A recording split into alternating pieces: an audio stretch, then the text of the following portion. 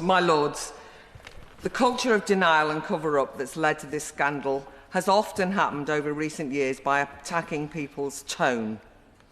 So can the Minister comment on the row in Wales when last week the presiding officer of the Senedd denied that Wales had a grooming gangs problem and accused Darren Miller, who raised it, of being over-graphic and using the wrong tone when describing one young girl's ordeal, leading to that victim saying that she feels her experience was downplayed?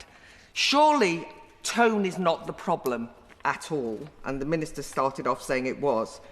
And then finally, can the Minister explain how 5 local inquiries can deal with ongoing problems in at least 50 towns in the UK, and that witnesses can't be compelled to attend? It just feels inadequate, and that is what many victims are saying.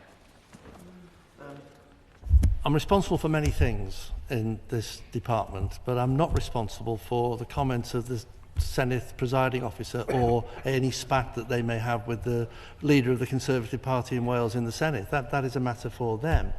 But what I can say to the noble Baroness is that tone is important.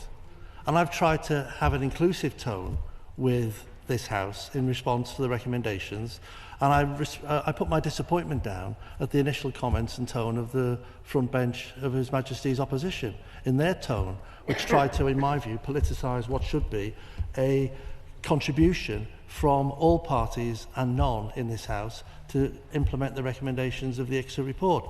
Now, she mentions the 5 authorities we've looked at. Those are the 5 authorities where there has been reports to date. What we're doing is what I've been asked to do by members of this House, which is to look and see whether all recommendations have been implemented to date. That's what we're doing. I've asked and have been asked by members to look at the ethnicity and all the issues to do with who is undertaking this, which is why we've asked the noble Baroness Casey, a member of this House, to do a very quick deep dive audit of what's happening. So we're trying to address that. But on top of that, we're still trying to get to the key point, which is what do we do about the 17 recommendations that the previous government did nothing about? And that's what I'm trying to focus on today. And I will take any contribution from any part of this House to set a tone that says we deliver on those recommendations. Lords.